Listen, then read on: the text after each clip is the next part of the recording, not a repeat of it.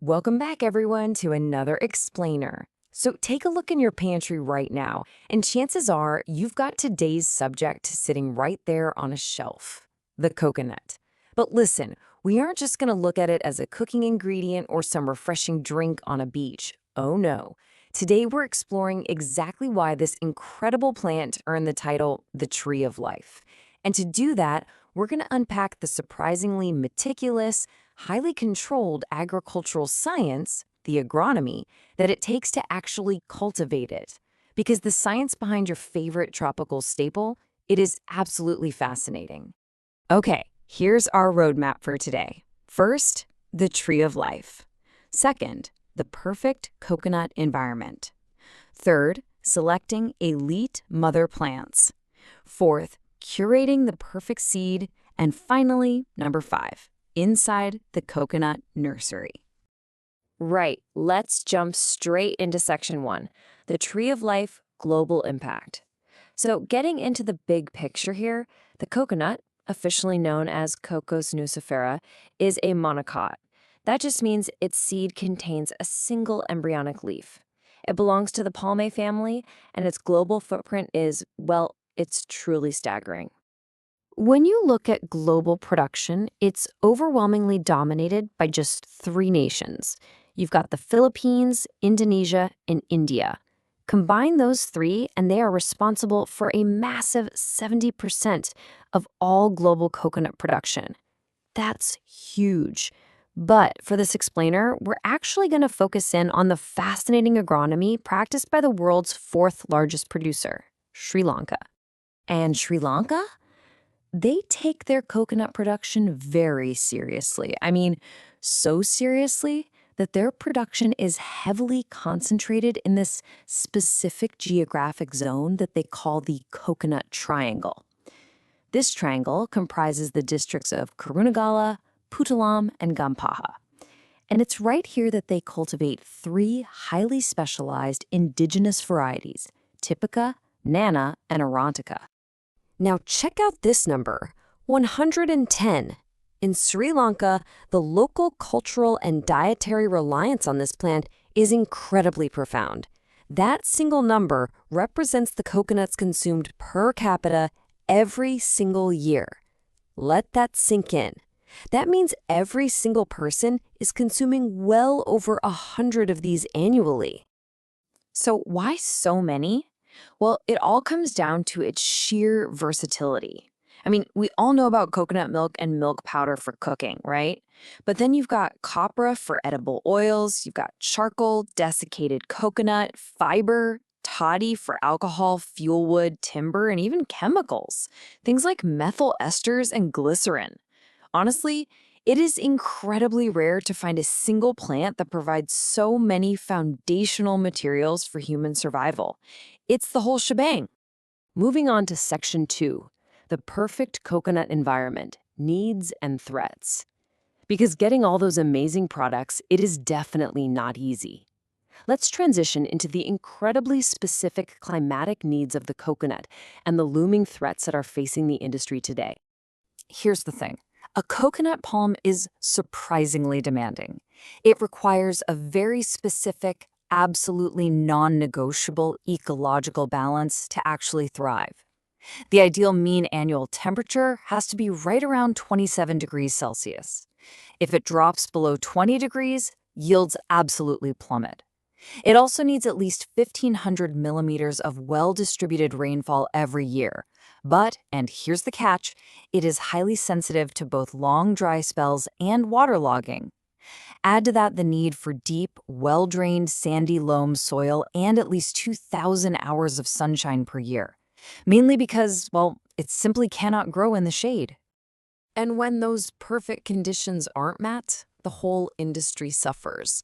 Think of these challenges as the antagonist in our agronomic story.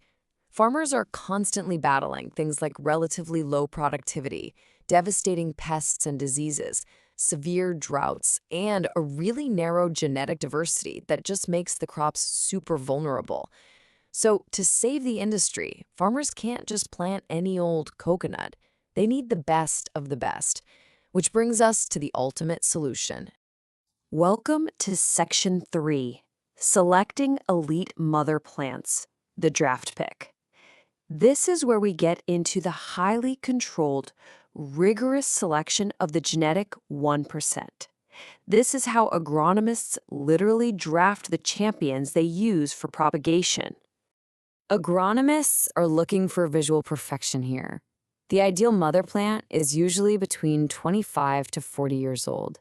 It features this thick-set crown, almost spherical in outline, with 30 to 40 fully open leaves borne on a really stout, straight stalk.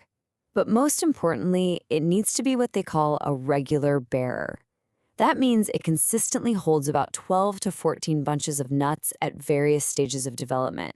It's like an all-star athlete, but a tree. And the magic number for an elite mother plant? That's 100. It absolutely must be a heavy yielder, consistently producing over 100 nuts per palm, every single year. Plus, those nuts can't just be high in volume. They've got to have a high copra content too, about 120 grams per nut. Agronomists are hunting for outstanding breeding value that guarantees better performance for the next generation. But selection is just as much about what you reject. Agronomists have super strict rules for what they aggressively avoid, just to prevent passing on poor genetics. If a palm has a long, thin, pendulous stalk, rejected. If it produces long, narrow, small nuts, rejected. If it sheds a bunch of immature nuts or produces barren, empty ones even under great conditions, it's immediately disqualified from the breeding pool. Only the genetically elite actually make it through. Okay, Section 4, curating the perfect seed. So we have our massive champion mother plant. Now, let's zoom in and narrow our focus all the way down to curating the individual seed nut itself. Because even when it comes from an elite mother, the individual seed is heavily scrutinized. A good seed nut needs to be fully mature, meaning 11 to 12 months old, and it should weigh somewhere between 1.8 and 2.4 kilograms. It needs a thin, 2.5 centimeter husk and a high copra content of over 60%. But hey, agriculture is tactile, right? Farmers don't just sit there and measure it. They pick it up and shake it. They literally shake the mature nut and listen closely for the sound of water sloshing around inside. If there's no water, or if the shell is cracked, underripe, or insect damaged, boom, tossed out. So once you actually have the perfect seed, how do you plant it? Well, agronomists debate two main methods. Horizontal planting is highly advantageous because it gives the highest percentage of early germination, and it produces these really vigorous seedlings with a thick, strong girth. However, a lot of farmers opt for vertical planting out of pure practicality.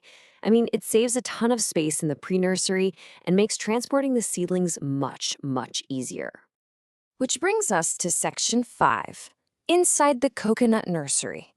We finally arrived at the last highly controlled stage of our life cycle journey, going straight into the nursery beds. A coconut nursery is honestly a marvel of agricultural geometry. They take a flat, well-drained site and meticulously prepare it. The soil is dug loose to a depth of 30 centimeters and mixed with rotten leaves and coconut husk ash. Then they create these raised seed beds that are exactly 1.5 meters wide, separated by shallow drains. On top of those beds, they cut trenches 25 centimeters wide. This precise geometry is designed to maximize efficiency, allowing a single hectare of nursery to accommodate an unbelievable 50,000 seedlings. So, here is exactly how a seedling goes from that bed into a bag. Step 1, agronomists wait for a very specific visual cue called the crow's beak stage. That's when the sprout reaches exactly 2.5 centimeters. Step 2, they prepare a heavy-duty black poly bag. Step 3 is absolutely crucial. It's the potting mixture. It has to be an exact 3 to 2 to 1 ratio of core dust, topsoil, and cow dung. Finally, step 4, The sprouted nut is placed upright into this mixture so the upper surface is barely visible. But getting it in the bag, that's really just the beginning. The ongoing care is incredibly rigorous. During dry weather, these fragile little seedlings have to be irrigated twice a day initially, and then twice a week. They're kept under the shade of nitrogen-fixing trees just to protect them from the harsh sun. Organic mulch gets applied to keep the soil moist and suppress weeds. And you know what perhaps the biggest nursery battle of all is? Termite control. The site has to be heavily monitored because termites absolutely love a young, vulnerable coconut shoot. And here is the visual payoff of all that strict, exacting science. Rows upon rows of healthy, polybagged coconut seedlings, all ready for their final destination out in the field. After their first month, they're arranged in this precise triangular pattern to maximize sunlight exposure, and they get 30 grams of a specialized fertilizer mixture every single month. All of this just to guarantee they grow into the next generation of high-yielding mother plants.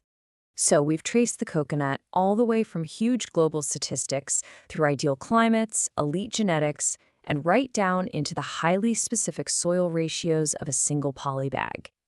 And it leaves us with a pretty profound realization about that simple ingredient sitting in your kitchen. I mean, does any other plant demand such precise, relentless agronomy to yield so many varied and essential products for our survival? Next time you open a can of coconut milk or even sea coconut charcoal, just remember the exacting science, the patience, and the perfect environment it actually took to put it there. Thanks for joining me. Keep learning, keep questioning, and I'll catch you on the next explainer.